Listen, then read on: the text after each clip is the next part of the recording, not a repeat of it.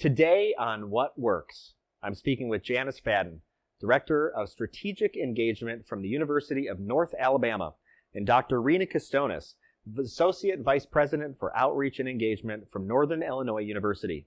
We'll be speaking about Janice's new book, Strategic Doing: 10 Skills for Agile Leadership. I'm Jason. On my podcast, What Works, I interview authors, educators, executives, and people who work to change the world. I walk for a moment on their journey and learn from them. For me, that's what works. So Janice, Strategic Doing is your new book, Strategic Doing: 10 Skills for Agile Leadership. Now, I've been working my way through this book. I find it so fascinating because you're bringing up these topics around just getting things done in a non-hierarchical, open, disconnected form where you've got a number of stakeholders who are all part of a process. But it's not strategic planning. It's different from that. Can you give us in a nutshell, strategic doing? And I know it's trademarked even. What's so different about this? Strategic doing is really about the implementation of actions and how to make decisions and then take them into actions. Oftentimes in what we call a horizontal leadership, where the people who are working on it don't necessarily report to each other. It could be in the same company. It could be cross companies. But how can they work together to make decisions that meet goals that they've set for themselves? Okay.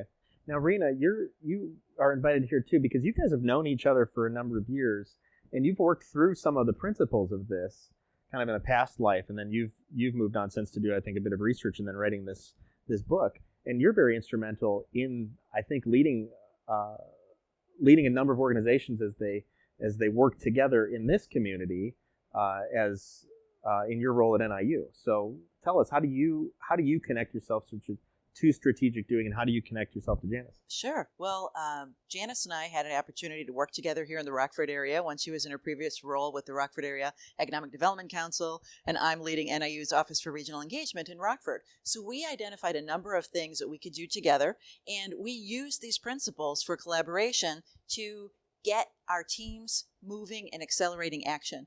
As you were mentioning before, strategic planning kind of does the thinking over here and the doing over here, and strategic doing puts them together. And so actually Janice was first and I soon followed with getting trained in strategic doing. We now are both fellows in strategic doing, so we can do training. And so we've had the opportunity to train people all over the country, as well as having our own portfolio of projects that we do now in her new community, and I've been able to do here, of course, working with a number of partners and NIU. Yeah.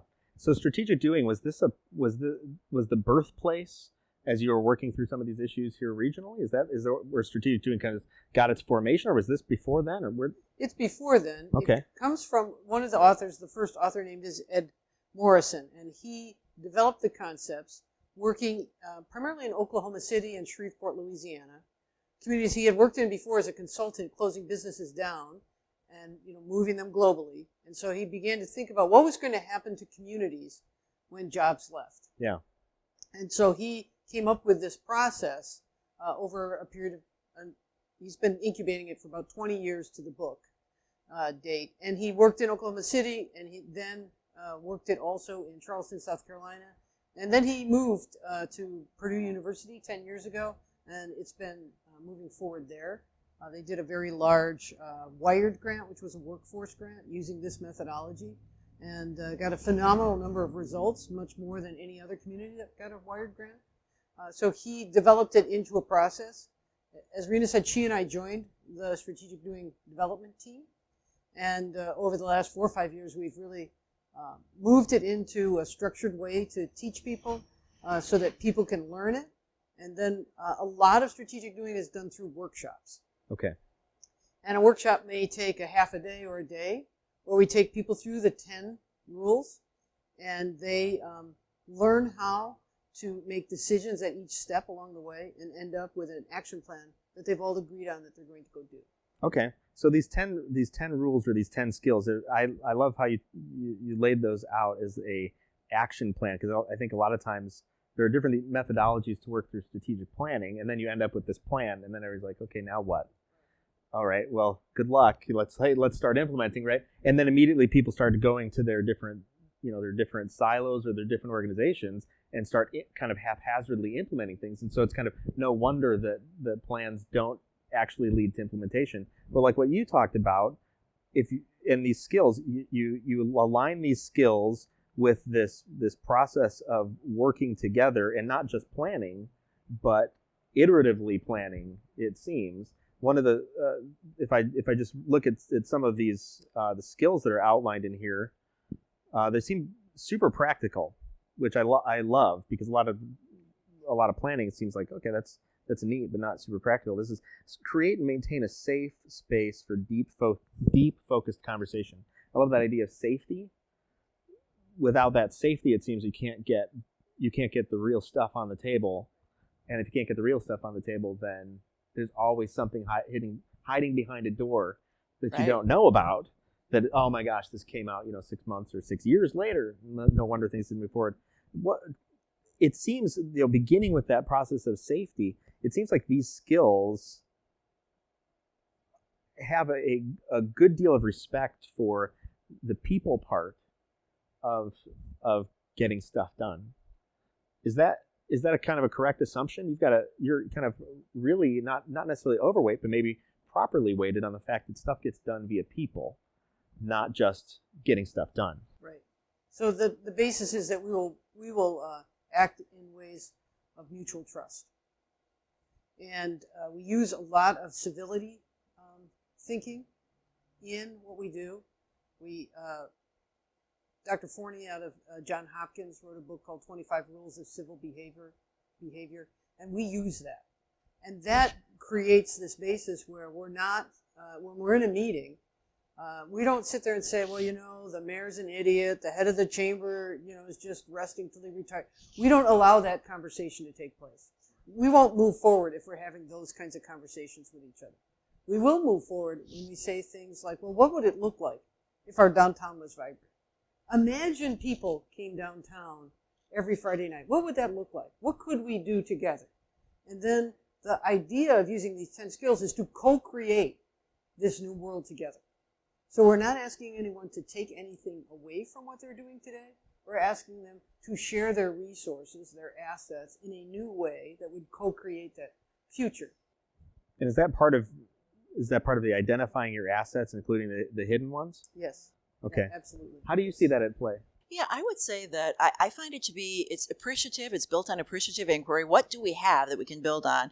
And it's empowering. So we're talking about linking and leverage our existing resources. So if we were to get around a table and figure out what our action plan was going to be, we don't allow people to say, oh, if only we had money, if only we had so-and-so here. We say, what do we have? Yeah. And what can we get started with the people and the resources that we have? And of course, there are networks out there. So you say, I know I can get so-and-so to help, or I know I can get some resource.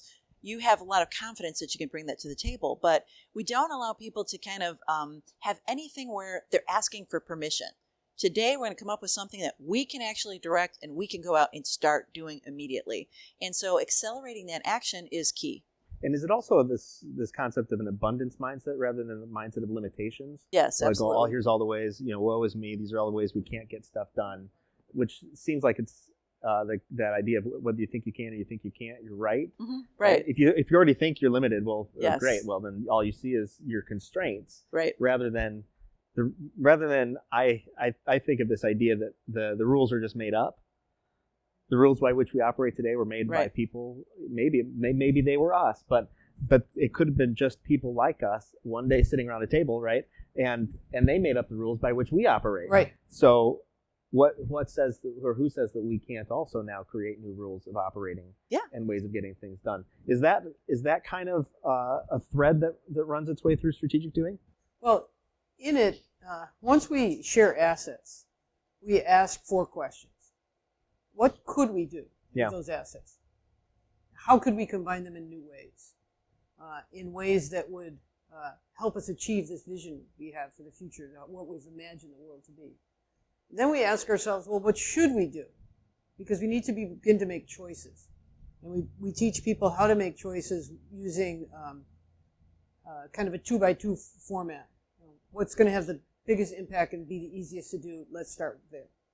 It doesn't necessarily have to be in the logical order of how something starts, but we'll start with that one. Then once we know that, well, what will we do? What will each of us do to advance this?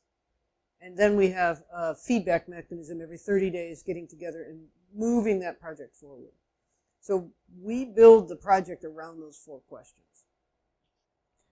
And coming to the conclusions of what should be done, that's sometimes where people get stuck. Organizations get stuck because I've got my vision, you've got your vision, you've got your vision, and naturally I think my vision's pretty right, and naturally you think your vision's pretty right, and yet they eventually got to get something done. How do you boil all that stuff down to get to this point where you could even throw it on that 2x2 matrix?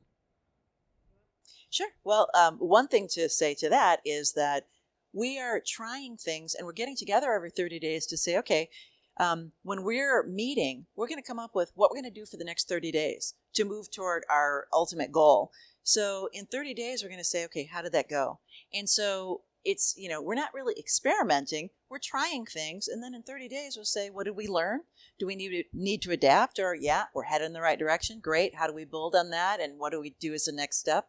So, again, I think that is empowering. And it's helping people kind of establish a habit of collaboration and also testing things. Going back to the idea of strategic plan, a lot of times, people are like, okay, here it is. We put all this effort into it. And then you check in, a year later?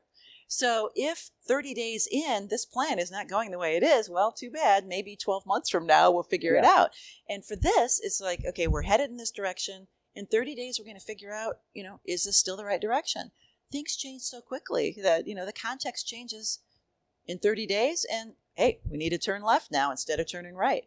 And this process allows you to do that. I think it was Jeff Bezos with Amazon who talked about one of the things that he believes is the mark of a great leader is a person can change their mind from day to day or hour to hour. I was so convinced of this thing yesterday, and then I received new information, right? And I came in with an entirely different opinion or entirely different decision tomorrow. Right. And this seems to respect that process instead of laying out like, well, here's our 10-year plan. Well, right. Good luck. The world's a different place in 1.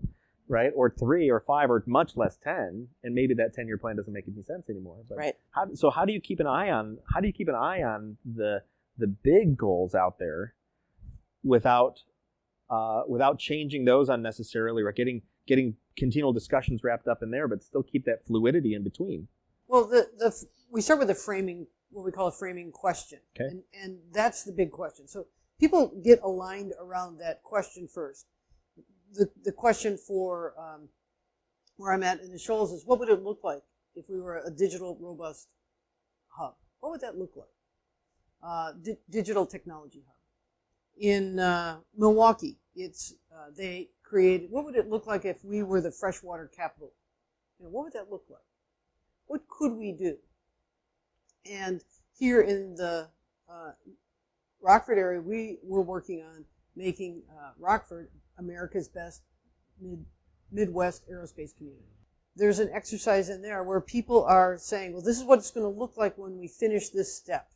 It's going to look like this. We're going to see people doing this. We're going to be excited about that. And that keeps people aligned. The process has aligning mechanisms along the way so that when we get to the action plans, everyone is excited to take an action. And the actions aren't assigned. People are volunteering to do the actions. So it puts more onus on people. And our 10th skill is the skill of nudging others in a way to, and so people feel fine with nudging. Yeah. And that they don't feel fine being told what to do, or necessarily being called to account in front of in front of a committee, especially when there's no hierarchy. Like, well, I don't actually report to you. We're just kind of in this together. So who are you to call me out, right? People rebuff against that, and all of a sudden you've broken the team dynamic. So you've got, I love that. I did it was the 10th skill in there with nudge, connect, promote, which is, and this I found was really great phrasing, to reinforce new habits. Because maybe people aren't accountable, not because they can't be accountable, maybe because there was habitually in their organization where they currently exist, there is no accountability. And it's just habitual. They didn't even know it. They didn't recognize it that they weren't accountable. They thought they were doing the right thing. And then in this grander scheme, where now we have cross accountability towards some great goal. You even outlined a process for, well, here's how to nudge them along, move them into the person they want to be. Right. And for a lot of people, some of these steps are new to them. So helping them get to accomplishments, so then you can go from smaller steps to larger steps.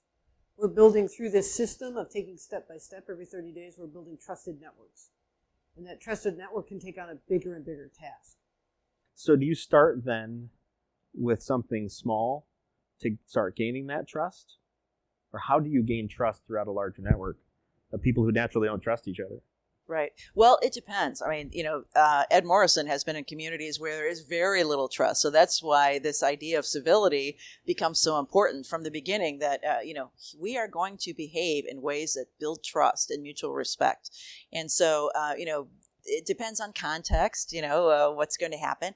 But I think a lot of this comes back to a compelling framing question, so that people, they're going to do their part because they believe in where you're headed.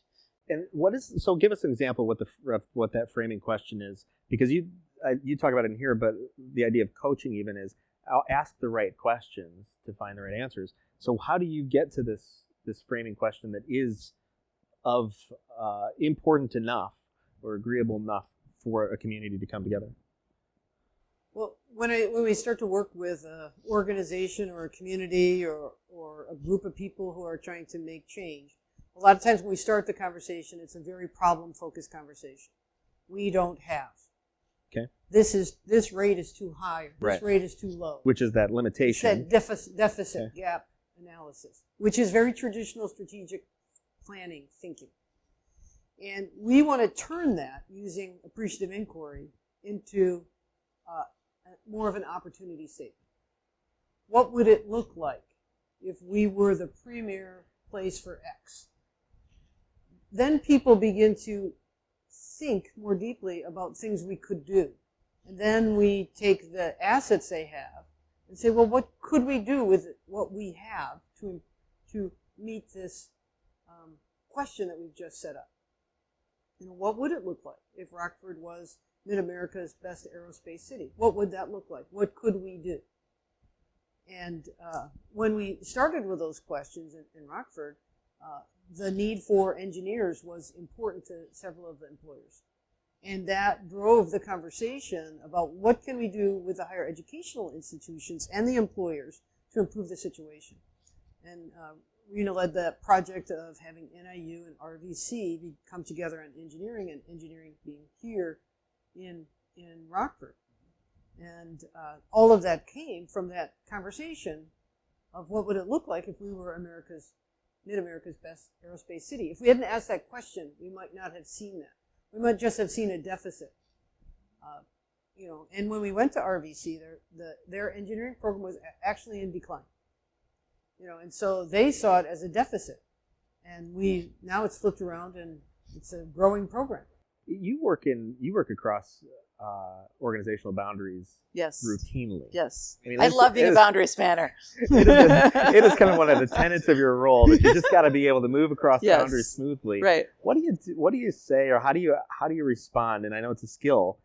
Or how have you learned to respond to folks who just can't seem to get on board with this idea of the glass is half full? We have more opportunity ahead of us if we see it that way, instead of just bemoaning the things that we don't have. How do you work through that? Well, I think it is setting a vision that everybody can get behind, creating this shared vision. And when people want to kind of, go back to the problem statements and things like that, we have this little great graphic that we use in training that our actions will go in the directions of our discussions. Okay. So if you're totally, talking about problems all the time, you're not really going anywhere. But if you flip that, as Janice said, into opportunity statements that, okay, we've got this issue. Well, wow, we have all these industries here.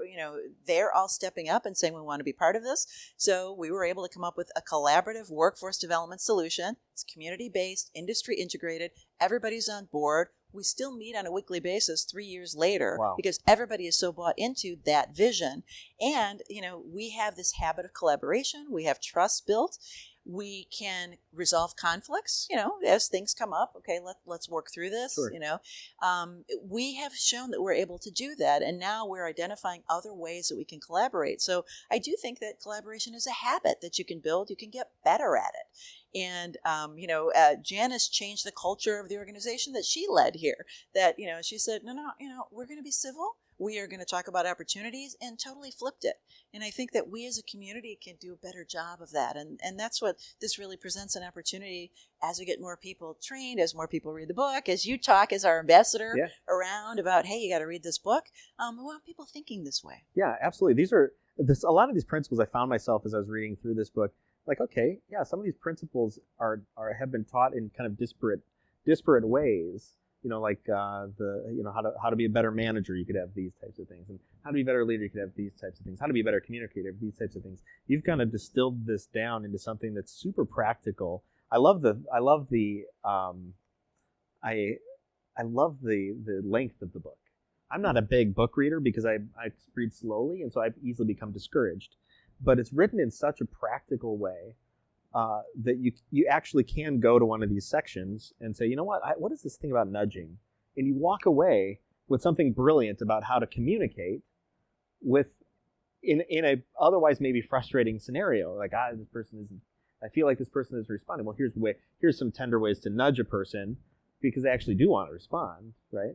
And you have this appreciation for the person behind it as well. I just love how it all comes together. How was the process for you in having this book come together? Was that a process of strategic doing? I mean, you've got a handful of voices in here. Absolutely. So, of course, it's a book about collaboration, so you really need a collaboration to write the book. Right. It can't be one person telling you how. And it's not really only the voices of the 5 people who wrote the book, but other voices, because Rena was interviewed for the book and other people were interviewed so that we got their stories correct for the book. But it was a team basis. We went on a writing retreat. We each took different chapters. People ask me, what chapters did you write? And I really can't remember, because then the book came together and we worked with each other's chapters. And then one person took on the task to try to one-voice it. But our goal when we wrote it was that each chapter could stand on its own. So if someone wanted to go in and work on one chapter, because it's very difficult to think you're going to be a person that's going to excel at all 10 skills. Right. So maybe you want to go in and work in one skill area and get into the book and do that. And so that's why it's written the way it was. We wrote it with the end in mind. We had a word count goal because of how business books are. Right. And I like a business book to be under 200 pages. Because then it's an afternoon read or an evening read. It's an airplane read. Right. And I won't be. And some of these things don't have to be said over and over again. It's like these, we kind of know them. At a certain level, you kind of just know things, right? It becomes part of you. And this just adds on top. That's how it came together. All right. And we've started our work on our second book, so. Really? Yeah. Okay. Well, we won't give the spoilers. I won't even ask you because I'm sure you can't. So there are a handful of things that stood out to me, in my own words, and this, correct me if this doesn't sound right to you, but this is skills to work with people in distributed, collaborative environments, minimizing siloing, encouraging openness, also getting something done. The other thing it talked about, and I appreciated about it, is it's really not just for organizations of massive size or necessarily across a lot of boundaries. This can be distilled. I mean, these are principles just for working with people in general. Like, if you want to work with a person in general, you could probably take all of these skills and just be a better person, a better individual, just working together. Is that something you consciously saw in this, or not so much? The way we wrote the book was to the individual, and so that individuals could practice these skills, because we have had people ask us how to do that, and so that's how the book was written. The book comes from workshop trainings that we do, and when you come to our 2.5-day workshop training, we're really teaching you how to work with a group of people using these 10 skills. But because the book is an individual sale, it went to an individual person. And it was interesting to us how skills translated so quickly from the 10 rules to the 10 skills. The other thing I saw, I'm sorry, did you have to say? I just want to give you a little example of how this applies in other areas. The Northern Illinois Center for Nonprofit Excellence, NICNE at NIU, we have classes in leadership development. I spent an afternoon with the class that I was teaching talking about strategic doing. And one of the people in the class, at the end of the class, came up to me and he said, I can't believe this has happened. This is so fantastic. I'm on my way to a church meeting. We're really suffering. We're really struggling right now, trying to figure out how to get our church back on track. And he said, I had no idea what we're going to do tonight. And now I know how I'm going to approach this. Wow. So I said, well, tell me, so we quickly came up with his framing question. Okay. And so the next class, he came in and he was just thrilled. He said, I know I probably didn't do everything right. I haven't done all the training. He said, but I came in with the framing question. And he said, we sat down, we talked about it, we came up with ideas, and just a few of these simple principles, he was thrilled, and it really worked for him. Yeah. So yeah. I was just delighted to hear that story. That's awesome. It's fun to have come upon this stuff and then see it so practical in its working out. Yes. It's not one of those things. It's like, okay, great. Well, if I practice this stuff for the next 5 years, then maybe I'll be really great at this. These are practical things you can do right now. The other thing that struck me about this book is a lot of leadership books are written to this to the concept, or maybe people just perceive it as a concept of there's the leader and then there's everybody else, which then you naturally have a hierarchy of people who are expecting to be told what to do, maybe begrudgingly. And then you have the leader who feels like there's this weight of the world, right? And I shall stand before the people and decry from on high, right? And yet this book is more written to, as you said, it's to everybody. And everybody is the leader of their own space. And so this idea of I think you mentioned in here that, everybody, it's okay for everybody to come to this space with, I've got 2 things in my hand. I know that we need 10 or more, and I'm not even sure, but I got these 2 things. What do you have? And what do you have? And that works across the entire organization. I think it's John Maxwell who talks in the book, The 360-Degree Leader, this idea of how do you lead from within an organization all around you. That's the principles that you've set up in here as well. Is that true? Absolutely. We went to another community, wanted us to come and talk to them about what we were doing in our community, the Shoals, why we were getting all these results. And so we came and we presented. And the first question was, who's in charge? And we're like, well, we are. We just told you we are. No, like, who's in charge? Like, if you mean somebody, like, is a boss, no, we don't have that. Well, what is this thing? It's a movement, we said. It's not, we don't see it. We are our own organizations, but we don't need to create a third organization.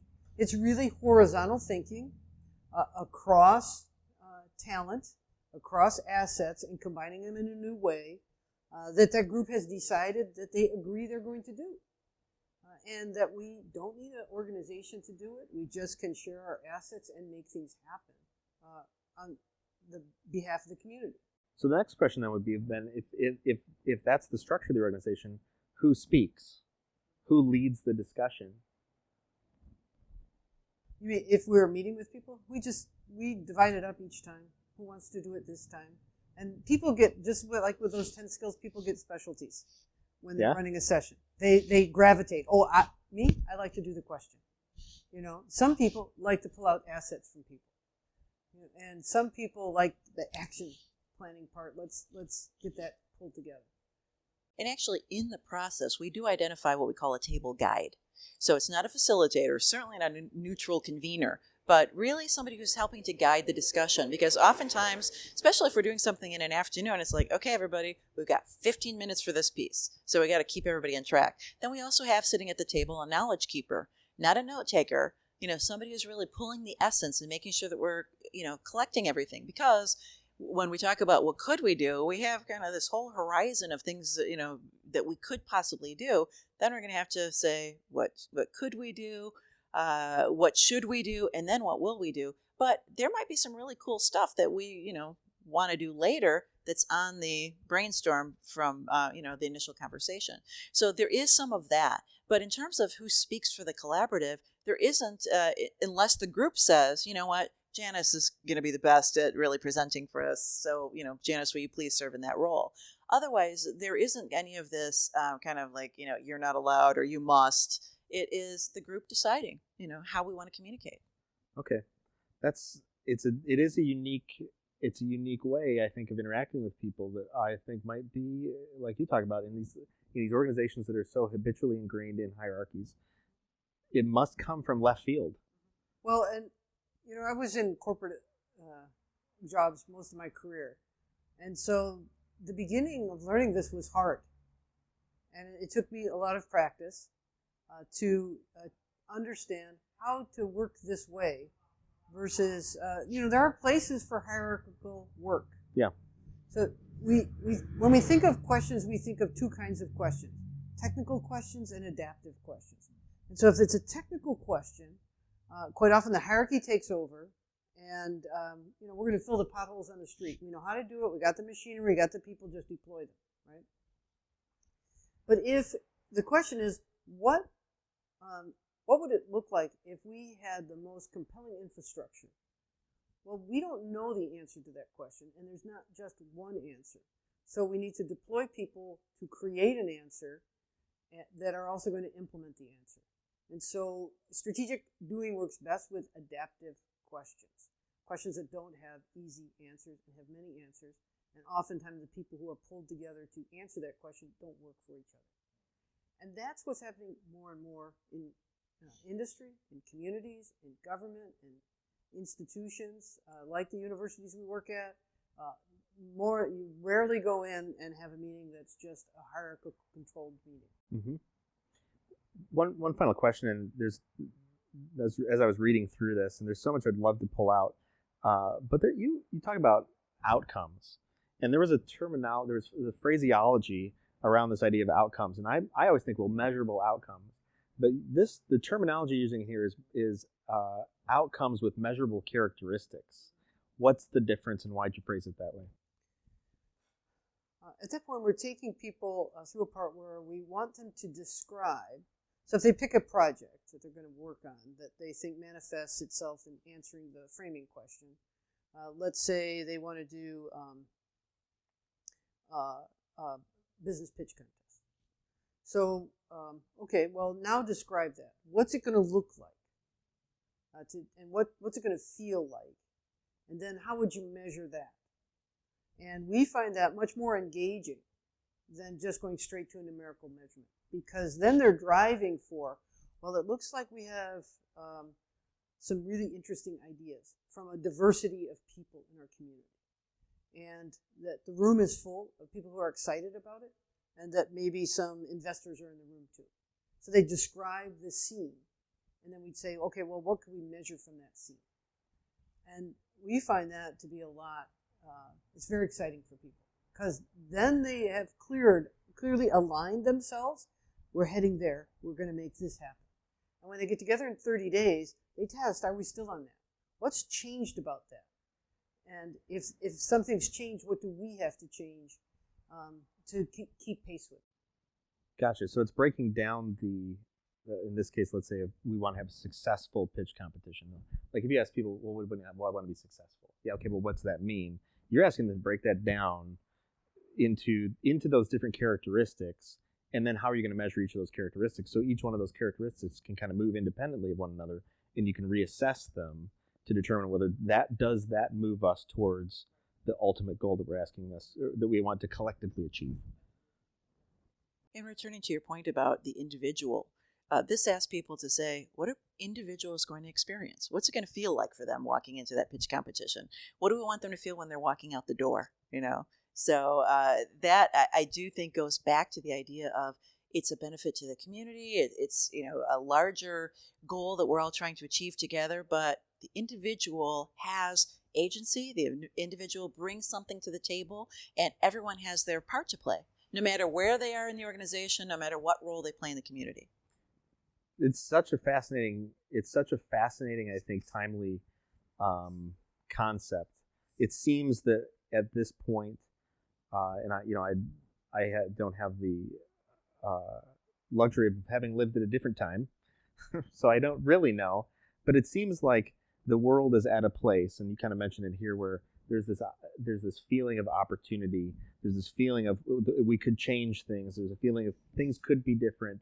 We have now, I think, a communication mechanisms that enable us to communicate much more widely and faster than we've ever been able to before. So we've gone through these times, I think you talk in the book, where you have this little city, sitting in its own isolated area that has no knowledge or care, about this other city that's 100 miles to the east. Now it's everybody's interconnected to everyone, and now everybody also wants to achieve and do great things and change things, and there are real needs in the world. And this lays the framework, it seems, for all that, while respecting that everybody's just at the root of it a person. And we happen to exist in organizations that would not exist if it weren't for the people. I find it so fascinating. So one of the things that we do we ask people in this idea of what works, and it's a totally open-ended question, and it's designed to be that way. And it doesn't mean to put people on the spot, because there's no right answer, I think. Right. But the question would be for each of you, what works? Who wants to go first? What works? What works is bringing people together, allowing everyone to have an equal voice, expecting good things from one another and from your community, and taking an appreciative mindset to opportunities that are ahead of you. Thank you. What works is allowing people to share their own assets at the time they want to share them, and co-creating something, and giving them a process to move it forward to success, and watching how pleased and proud they are that they were able to accomplish this without waiting for them to do something. That's awesome. Thank you. So Strategic Doing, 10 Skills for Agile Leadership. Where can a person pick up this book? Anywhere online or any major bookstore. Awesome. And if they want to get involved, you talk about these workshops, if they want to get involved maybe to move their organization or their communities forward, where do they go for help? We have a website, strategicdoing.net, and there tells you where you can get training, and it has a list of different strategic doing practitioners that are certified, like Rena and I, that you could engage to help you in your community. Fantastic. Thank you so much for letting me be a part of this rollout. It's really fantastic, and I'm loving what you've written. Thank you so much. Thank you. If you know a person working to change the world who would be a great guest on the What Works podcast, contact me, Jason at therealjtodd.com. You're listening to What Works with Jason Todd. Learn more at therealjtodd.com.